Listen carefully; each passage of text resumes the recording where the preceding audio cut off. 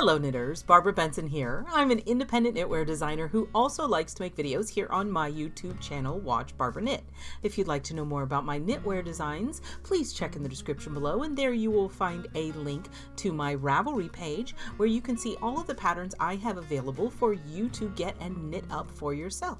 Also in the description below, you'll find a couple more links. One is to my Patreon page, where if you like what I do here and watch me a lot, it's sort of like a tip jar, and I'd like it if you'd click through and get the details on that if you'd like to give me additional support. And we have a link to the Watch Barbara Knits Facebook group.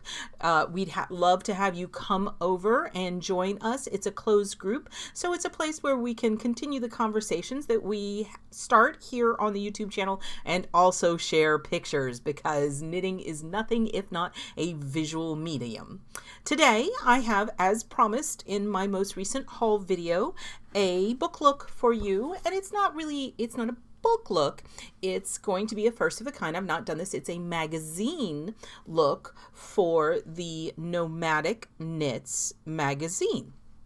And so at the most recent retreat I went to, I got to meet one of the co-publishers, co-authors, co-editors of this new knitting book magazine publication. I hesitate to call it a magazine because magazine has certain implications. And when I say a knitting magazine, you have a specific thing that pops into your head, which is going to be a glossy magazine that has a lot of great patterns in it, but also full of, back to front ads. It just has a very specific, and there's nothing wrong with knitting magazines. I love and get lots of knitting magazines, but this is one of several that are a new breed of knitting magazines, and I want to call them knitting publications. More than that, they're more akin to almost like literary magazines in that, or publications in that they're beautifully done. They're, as you can see, a smaller format. It's not glossy paper. It's very, look at that. Isn't that gorgeous? It's not a high gloss paper, but it's very high quality. It's thick. The paper inside is thick. It's the kind, it's almost like, you know what I mean if I say a coffee table book. It's the kind of book that you're going to look at that's beautiful as a piece on its own, but this has the added bonus of also having knitting patterns in it. And so I did a little research, and the idea behind Nomadic Knits is traveling the world region by region and learning about the knitting and the fiber and the yarn in those specific areas, and the designs are all inspired by this area. So the one I have to show to you is issue 3. This is Arizona, New Mexico, and I have it up. I looked up, and the previous ones, issue 1 was Florida, and issue 2 was New York State. Now, I mentioned Melissa Kemmerer is the lovely individual I met, and she was a lot of fun, and she does this. The other editor is Becky. I'm sure Becky has a last name that's in here somewhere. It's not just Becky. Becky Beagle. It's got a G in it. I don't know if it's a J sound or a G sound. And they together are doing this magazine. And first off, it's beautiful. This is something that is just, I'm a paper snob. I believe I mentioned that. And it's beautiful to look at. The printing of it is just luscious. It has a very, very classy look to it. And it's got more than just knitting patterns in it. Not that the knitting patterns are anything to sneeze at. So let's go through this. We will, what is this? Better this way? Yeah, I think I'm more comfy this way. So what we're going to look at the first is here we have your table of contents. So Truth or Consequences is a pattern. The Four Corners Collective is an article. Sabino, Knit Peak are patterns. Cotton, I think, is an article. Copper Queen is a pattern, I think. Bach is a pattern. Cocktails, after my own heart. Octel, I think, is a pattern. Landscapes of the Southwest is an article. It's just, there's a whole bunch. Look, Navajo churro sheep. It's just really, it's got lots of interesting things. So we have a introduction that I read. And as it wasn't one of these I started reading, it was like, I'm bored. It actually was very interesting and conveyed a lot of what they're trying to do. And then you just have, I mean, this is something you aren't gonna see in a regular knitting magazine. It's just a 2-page gorgeous photography spread, no knitting in it at all. And it's to let you know, because when they say they're basing it on a region, it's not just we're going to do some patterns inspired by this region. They really have delved into it. So the first pattern, obviously, is this super cool Ruana. But then they give you this whole section on what a Ruana is and where Ruanas like originate from and how they were worn. So it's giving you more information, and by more information I mean there's references. Look at that. There's like legit it's like a big bibliography. So it's giving you a lot of information. It gives you a lot of information about the dyer, which is great. And that's the other thing. The dyers are all dyers that are dyeing in the region. So it's not just the patterns inspired by the region, but the yarn is sourced from the region, which I think is awesome. And there, look at the back. Let me get my, there we go. There, look at that. It's beautiful and it's got fringes and the photograph is gorgeous. And then this, I read this article and frankly, I'm going to read it again. So this is a whole article on the Four Corners Fibre Collective. And it's just amazing. It's talking about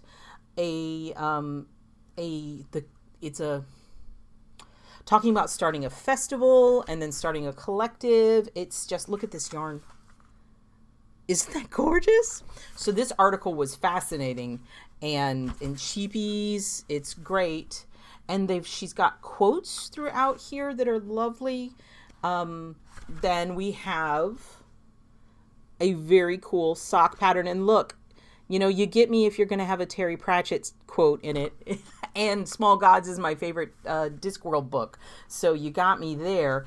And again, you've got a lot of information on, this describes the pattern, but it then gives you a lot of information on the designer and the yarn dyer, which in this case is the same person. Here's another 2-page awesome spread. Did that focus? There we go. And then here's another hat. It's beautiful. And then a whole article, and this one's by Becky, on cotton and the significance of cotton in the region, which is just, and then some fun facts about, and this one I like. So cotton is in the same plant family as hibiscus and okra. And because I am full of useless information, that same plant, so hibiscus, okra, and they're both in the same family as the marshmallow. And the marshmallow is where we get marshmallows from, because okra, you know how okra gets slimy? It's what's known as a mucilaginous vegetable, and that gooey stuff that comes out of okra is what was originally used to make marshmallows, like historically. So that's not in here. That's bonus useless information from me, okay? And then Copper Queen, yes, so it's another garment. Look, it's beautiful, and I love the color work down here. And here's another pattern, Bach, and it is, hang on, it's a shawl. There we go. You can see it. That one's by Jessica Anderson. And this is another thing I really liked. As I realized, you've got the pictures of the garment or whatever it is, and then explanation on both the designer and the dyer, but the pattern isn't in this front part. It gives you this, why you feel more like you're reading literature, because the patterns are all in the back, and I will show you those. So we have a cocktail recipe, which is fabulous. Here is another pattern. This is Octel. It is a very nice tea, and frankly, having a tea to knit in the middle of the summer, I think, is an excellent plan. This one is, I'm not sure who designed this one. And then this is a whole article. Look, this is a multi-page article on the landscapes of the Southwest. So that is, so it's what I'm trying to say, is that it's more than a pattern book. Here is another pattern though. Here is the headband, which is on the cover. And I think that when I picked this up and looked at it, the fact that there's a headband on the cover is really just telling you right there that this is a different kind of knitting magazine. It's focused on the yarn and the elegance of the design. Look at this cute tee. Oh, so cute. Well, tank. This is a tank, right? Not a tee. It's got the little straps, but this looks like something you could wear all summer and then put like a long sleeve tee under it. It would totally go into the fall. Then there's a whole article. This one's great. Navajo churro sheep. And it's all about this region. So they're not just paying lip service to the region. They're really going in depth into it. Here's a local whiskey that you can learn about. And then an article on the indie dyer. Look at this yarn. It's gorgeous. And then you get into, so essentially we've gone halfway through the book. This front half is all of the pictures and the articles and the really fun information about the region. And then this back half is the actual patterns. You have your abbreviation glossary. Oh, and this is also something super interesting. So they're showing this gorgeous yarn, and this yarn was for a beautiful blanket style cardigan. Cardigan. I need to knit a cardigan. Beautiful blanket style cardigan was planned for this spot, knit in Crave Yarns Caravan, designed by Cheryl Toy. But as we all know, knitting is not a perfect science, and unforeseen circumstances arose that prevented the inclusion of this design in the printed issue. And this is really amazing. That this dyer, because this is small independent dyer and they want to support that dyer, so they still included her information in here. And what they're doing is, in the back of the book, every book you buy comes with a digital download code. And when that design is done and ready, because they don't want to publish it if it's not ready, they will add that pattern to the digital ebook. So you're going to get that pattern, but I really respect that A, they still wanted to give the exposure to the little dyer, and B, that they didn't want to publish something that wasn't right. But you're still going to get it, because that's the great thing about digital, is that you can get it later. So I think that's really interesting. And I just think that's really interesting. I've never seen that done before, and I think it's great. You even have instructions for the Kitchener stitch, so your Kitchener and something. And then you've got, I'm just going to flip through these so you can see them. You've got the patterns. I love that they provide a, it's like a painting. I love that. It's a little watercolor that shows it to you. And then this is where you start getting ads, but all the ads are like little local things, which I think is really cool. Oh, here's a better picture of that. I'm going to put my hands over, of that shawl. Boop, there we go. But then you've also got the drawing of the shawl, which I think is really neat. and gives it a very distinct look. And so this one, this Octillo, the T, goes in sizes extra small, small, medium, large, 1X and 2XL. So that is a great size range. And you got in the illustrations, and I'm trying to, it's hard to show this to you without showing you the pattern, which I do not want to do. Here's another really nice shot of the sweater. So that's cool. We've got nice big charts. And so, yeah, so this back part is all, I love this. Look at this dog. That dog is fabulous.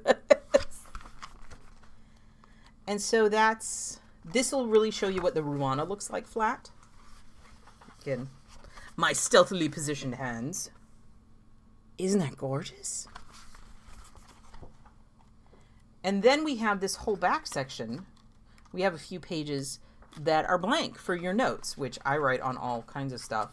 Oh, there's the picture for the hat.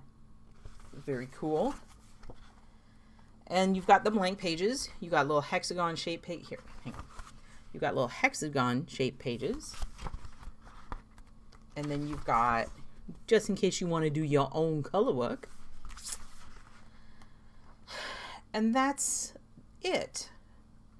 So here we go. There's the thank you information. And it was printed in Binghamton, New York. So this was actually printed in the United States. And again, let's look at the back. It's gorgeous. And the front. So that is your look at this Nomadic Knits publication. Again, this is issue 3. Issues 1 and 2 are Florida and New York, respectively. And I wanted to tell you that talking to Melissa, she told me and she would like to offer my viewers a discount code for the electronic copies. Now, this is available in hard copy, and you can get it from yarn stores in the hard copy. But if you would like to get the ebook version, you can get 20% off the digital copy of it, of issues 1, 2, and 3, using the discount code Barbara20. So BARBARA 20. You can use it for 3 times. You can buy all 3. You can use it as many times as you want. And so it is good through the, so there you go. It is good through the end of June. So we have all next month if you want to get your own digital copy of these wonderful publications. I'm looking at it. The digital is $14. So 20% off that. Don't ask me to do math.